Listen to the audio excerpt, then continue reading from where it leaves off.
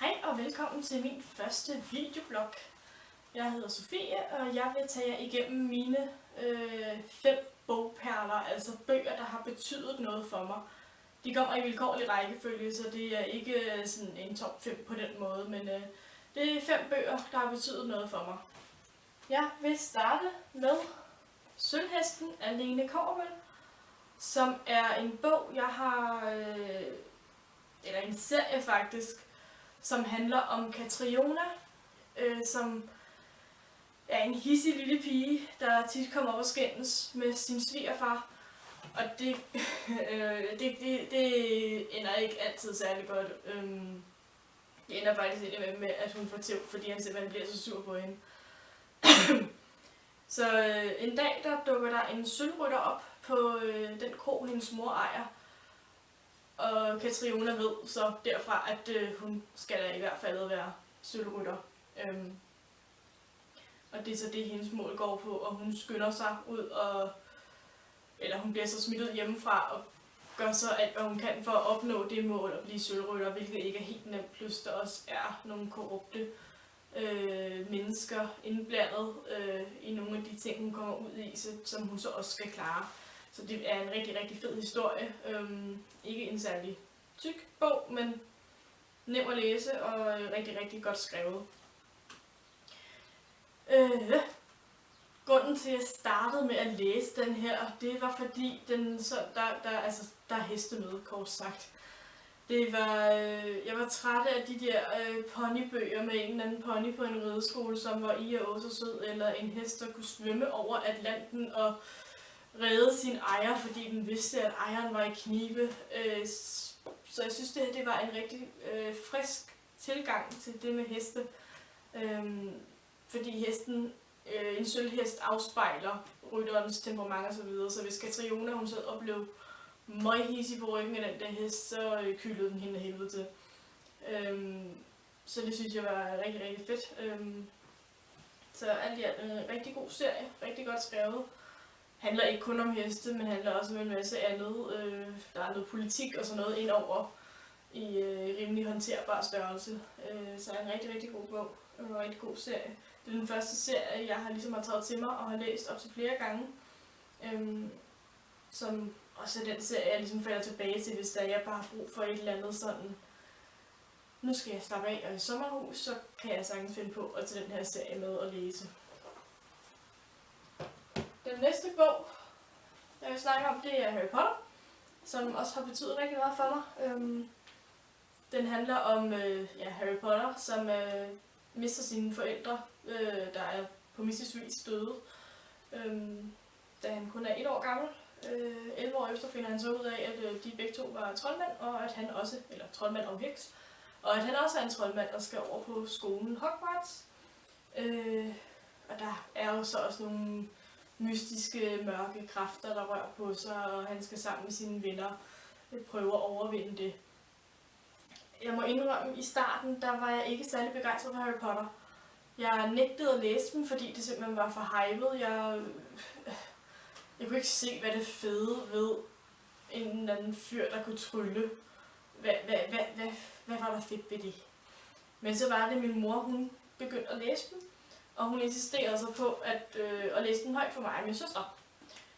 Og så var jeg jo ligesom solgt allerede. Så det begyndte ligesom at blive en fast ting, at vi skulle have læst højt af Harry Potter. Og jeg tror, det var både 1'eren og 2'eren, jeg fik læst højt af min mor, hvorefter jeg selv begyndte at læse. 3'eren fik vi også læst højt, og så var det, jeg begyndte selv at læse 4'eren. Det gjorde min søster så også. Så det blev noget med, at mig og min søster og min mor, vi deltes om bøgerne. Sådan så jeg havde den ene nat, og min søster havde den anden nat, og så når vi var færdige med at læse for den aften, så lagde vi den ned i vores fodende, og så kom vores mor ind, når vi sov og tog bogen, så hun kunne læse videre. Så jeg blev også rigtig, rigtig glad, da jeg selv kunne købe bøgerne og kunne have min egen bog og læse helt for mig selv, fordi det er lidt tortur at skulle vente et helt døgn med at kunne læse næste, eller ikke engang. Kunne vente 2 døgn med at skulle læse næste gang. Så ja, det er en god bog en god serie i det hele taget, som jeg rigtig varmt kan anbefale. Den er rigtig godt skrevet, og jeg kan rigtig godt lide karakterernes udvikling. Ja. Den næste bog, jeg vil snakke om, er Vand til elefanterne af Sara Gruen, som handler om Jakob, der er dyrlægestuderende, og mens han er i gang med at tage sin sidste eksamen, så bliver han kaldt ud og får at vide, at hans forældre er død i en bilulykke. Der vælter hele verden for Jakob. Han finder samtidig også ud af, at han intet ejer, fordi pantelåneren har taget alt, da hans familie var i kæmpe stor gæld, som han ikke vidste noget om. Blandt andet fordi de skulle betale hans dyrlægestudier. Så han går fra at være en fyr, der har det hele, til ikke at have noget, så han stikker af og springer spontant på et tog i løbet af natten, og får så lige pludselig øjnene op for, hvordan et cirkus fungerer, når man ikke bare sidder og ser på det i manege, men også alt det, der foregår bag kulisserne. Samtidig bliver han også forelsket i cirkusprinsessen Marlena, som er gift med August, som er en maniodepressiv domptør, der er ret lunefuld og kan være rigtig, rigtig flink og rigtig, rigtig, rigtig ubehagelig. Så der er også noget trekantsdrama i, så den har lidt af det hele, både kærlighed og socialrealisme, benhård livsstil. Man hører om, hvordan arbejderne de slider sig ihjel, eller slider sig til de ikke kan mere, for så at blive smidt af toget i løbet af natten. For der er ikke råd til at give mad til folk, der ikke arbejder. Jeg er rigtig glad for den her, fordi jeg synes, den virker så ægte. Jeg ved, at Sara Gruen, hun har researchet rigtig meget inden for cirkus, og jeg ved, at de historier, der er omkring elefanten Rosie, er historier, eller nogle af historierne i hvert fald, er historier, der er taget og inspireret fra det virkelige liv, så det ikke alt sammen bare er noget, hun finder på. Det er en sammenskrivning af forskellige events og historier, der er sket i virkeligheden. Selvfølgelig med en forfatters kreativitet indover. Så meget anbefalelsesværdig.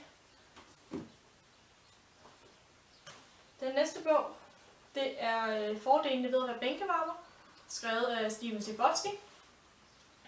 Jeg synes, altså vi skal have lov til at se den danske udgave her, fordi jeg synes, det er så flot. Jeg elsker den grønne farve, og så elsker jeg den måde, forsiden og bagsiden harmonerer rigtig godt sammen. Rigtig, rigtig, rigtig flot, synes jeg faktisk. Den handler om Charlie, der lige har mistet sin allerbedste ven til selvmord, og som skal starte i high school, hvilket det gør, at han simpelthen ikke kan rumme alle tankerne inde i sit hoved. Han kan ikke overkomme så store omvæltninger i hans liv, så han begynder at skrive breve til en eller anden ukendt person, og det er så de breve, som den her bog består af. Altså hvert afsnit starter med kære ven og en dato og et årstal.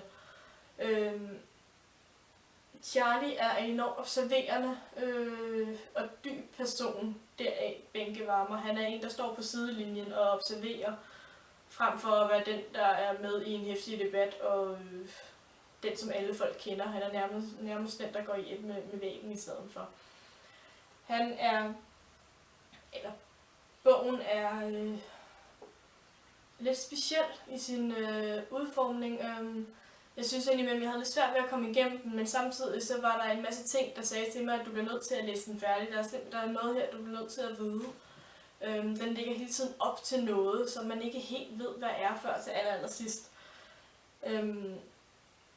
Den er virkelig, virkelig smuk, og virkelig, altså den har virkelig lagt sig ind i min underbevidsthed og kommer frem til tider, fordi der bare er nogle sandheder i.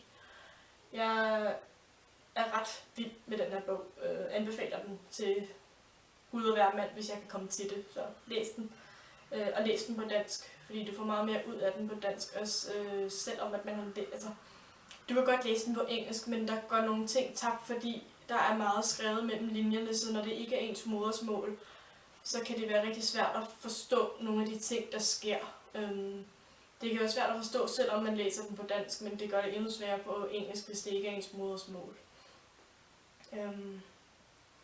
Den hører ind under secret-genren, som også hører i samme kategori som En flænge i himlen og Som stjerner på himlen og 21 måder at dø på.